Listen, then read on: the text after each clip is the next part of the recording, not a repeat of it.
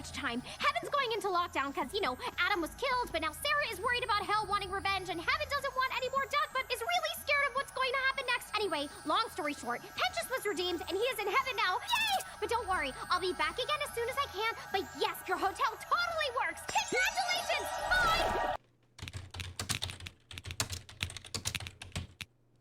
Show, don't tell is a narrative technique used in various kinds of texts to allow the reader to experience the story through actions, words, subtext, thoughts, senses, and feelings, rather than through author's exposition, summarization, and description. It avoids the adjectives describing the author's analysis and instead describes the scene in such a way that readers can draw their own conclusions. The technique applies equally to nonfiction and all forms of fiction, literature, and including haiku and imagist poetry, in particular speech, movie making, and playwriting. Hello and welcome. If you're here, you probably already watched the episodes, but if you haven't, what are you doing here? It's incredible just how easy the show can piss me off. Be for its exaggerated sexual humor, lack of showing and too much telling, and irrealistic dialogue that feels like it came straight out of Class of 09. Anyways, let's get into it. The episode starts with a news report after the events of the war with angels. Look, I get, Katie's view of the whole situation is meant to be exaggerated to seem like Charlie is the villain because Vox is mad at Alistair being in the hotel, but it feels too exaggerated, like an annoying level of exaggerated. Please shut up, Katie. We then get a slight better introduction to the hotel than the one in the first season. There seems to be a lot of guests, and and there's sexual, there's sexual, of course. How does Alistair even know Vaggie was named after a female sexual organ? It was said by Adam while they were in heaven. I can't recall it being said anywhere else. Why would Vaggie mention it? Why would Charlie mention it? How does Alistair know that? They just made it for the sake of the joke? I guess because the show's script has more holes than Swiss cheese. And one of the plot holes, how is an egg boy alive? If I recall correctly, they were all with Penchus when he died, but I guess they can make the excuse that one of them wasn't with him. So that's just asking too much of Ipsy Pop's writing. The plot moves forward to Vox going to talk to the reporters, because the news about the hotel seemed too positive. I still don't get why he cares so much about the hotel other than Alistair, but whatever, I guess. The sex joke. I guess sexual harassment is just normal in this show, isn't it? For a place with 7 deadly sins, in which the sin of lust is considered the weakest of the personifications, this world surely has its fair share of lust in every single character. And back to the hotel! Hotta, Daddy. You did not have to say the name of that drink while your friend is mourning someone. Just a thought. Charlie comes downstairs and is immediately greeted by a crowd that weirds her out, leaving Vaggie to ward them away as she turns to notice Baxter, someone who is interested in joining the hotel.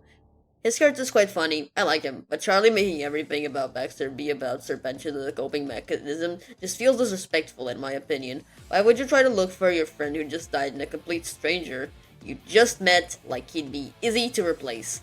I know that's not the intent, but it comes off like that, especially when she refers to Baxter as Penchus to the whole crowd, even messing up his name as if they were similar. And off to a song we go. It starts off nicely, but it has quite some issues. The song would have been better in the first season rather than the second one, at least the part of it situated in the hotel.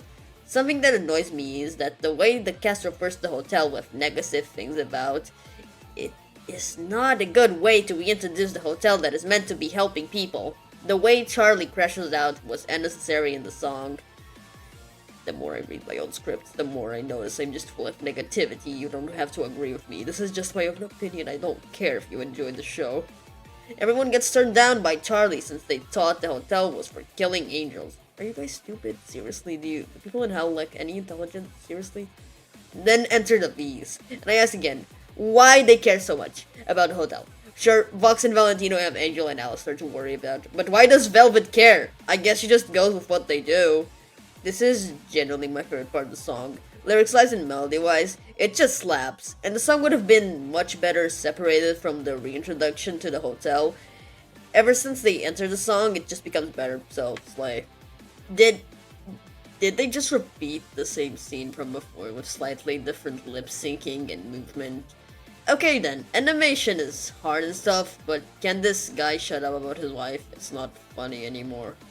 Oh, okay, alright. More of Charlie being ignored by her own people. They reuse those frames again, barely apart from the last time. That just lazy when it's 3 times. Alistair, shouldn't you help her? Shouldn't any of you help her since you all noticed it? Jeez. You're not scary, Alistair. This might be one of the best Hazbin Hotel designs, and it's an animal. I'm actually glad he's holding them both accountable for their actions. Shows responsibility for once. Shut each other off card, but That wasn't necessary. You're not sick for one of the bees, Box. Oh, Charlie, dear, you look so much more in character with that clown nose.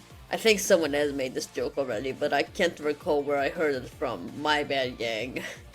Now that I look at Charlie and Lucifer side by side, they look more like siblings than father and daughter. Lucifer looks like he's the exact same age as Charlie. That's such a weird thing. Why wouldn't he look older? I guess it's just because Vimsy Pop wanted to make him a twink. The instrumental of More Than Anything playing in the background of the scene was a really nice touch. I hope they do more of that. Hey, did you hear I killed Stop talking about your dead wife! What about Vagamalala for a new name? Sounds offensive. Maybe Vigalia? Why are you changing your name again? What's wrong with Vaggie? Because Adam gave me that name, and it's demeaning. I feel like I gotta give myself one, you know? How about Vagason? Maybe you should lose the badge part in these names. I'm trying, okay? Was this the best they could come up with for a character for Baggy outside of being Charlie's girlfriend? Welcome to the hotel, Baxter. So is he like the new Penches?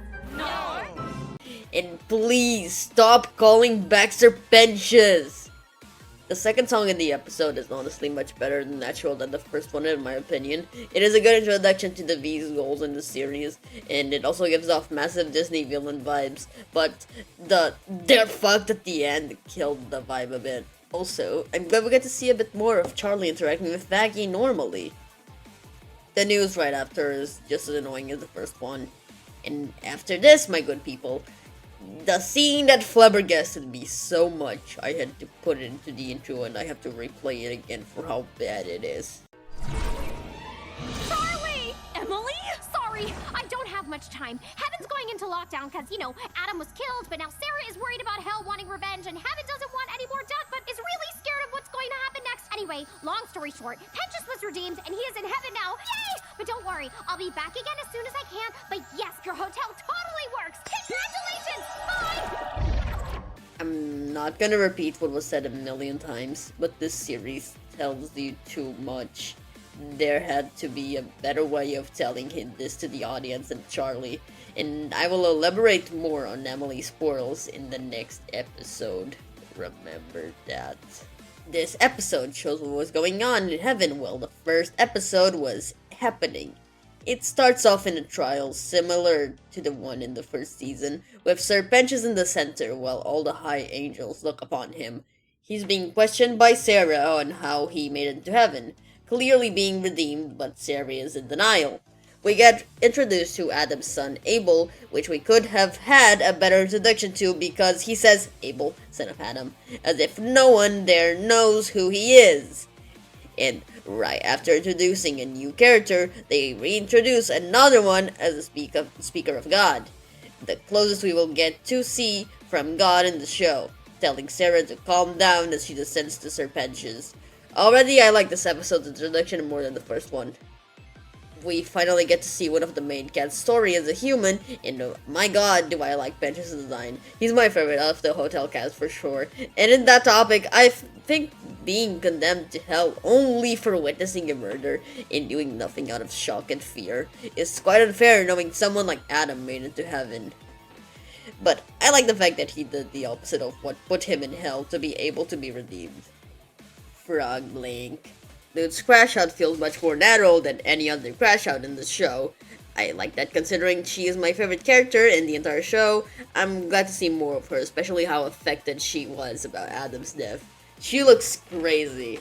After the trial, Emily leaves with Penchus while Lute stays speaking to Sarah, very mad to have been demoted by the title she gave herself without any confirmation from the higher-ups. Oh hey Lilith, still not showing any relevance to the plot? Good job. Emily trying to show Penchus good things about heaven, but she clearly misses the clear sign that Penchus is kind of uncomfortable. Penchus says that he wants to see his friends again, To which Emily says that it is not possible. Remember that.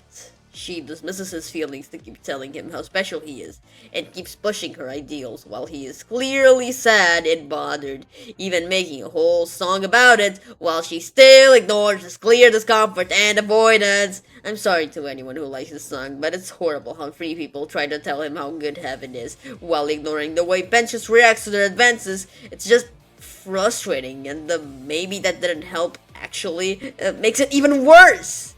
To my relief, this moment is cut by my personal favorite song of these 2 episodes. Sarah's confession is a very good way of changing Sarah in the eyes of the viewer. Maybe I'm also biased with this song because it's one of my OCs, but anyways, it's very good. Sarah's guilt shows a lot in her voice and in the instrumental. It's a great song, amazing, but I wish the visuals were better because the song only uses one scene that is not in the current plane, and it would be great with maybe one more.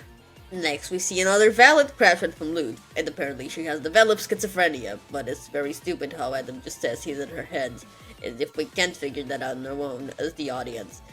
Illusions do not say that they are fake. They are meant to be your brain convincing you that something is real while it's not. Just why? Nobody is listening to me. What?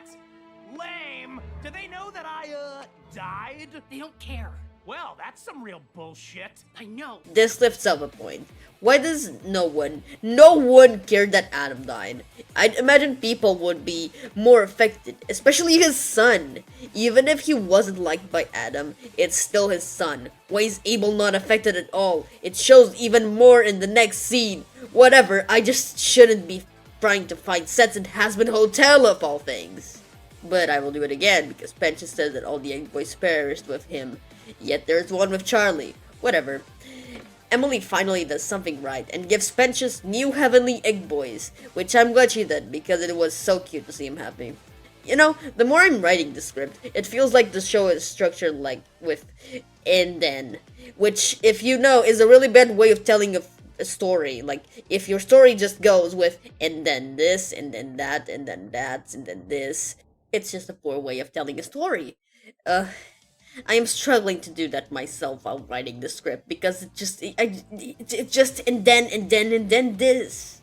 Anyways, Luna's still crashing out and ends up crashing out at Abel before being schizo again and then dropping some bars of gravity. Another great song, second best of these 2 episodes. It really shows us what she is thinking about this whole situation, exactly what a musical should be doing with its characters. And then Pensius gets to his new room and barely gets to experience it because Sarah says to all of heaven that they're closing off, which I don't understand why, considering people can get to heaven from hell in the first place without being redeemed. Oh well, I guess they have to find reasons to make the plot start plotting, which it doesn't because this is when Emily opens the portal to hell to tell Charlie all that telling and not showing from the end of the first episode. In this scene, pisses me off. This is the whole reason why I'm writing this video and about everything that pissed me off in this show.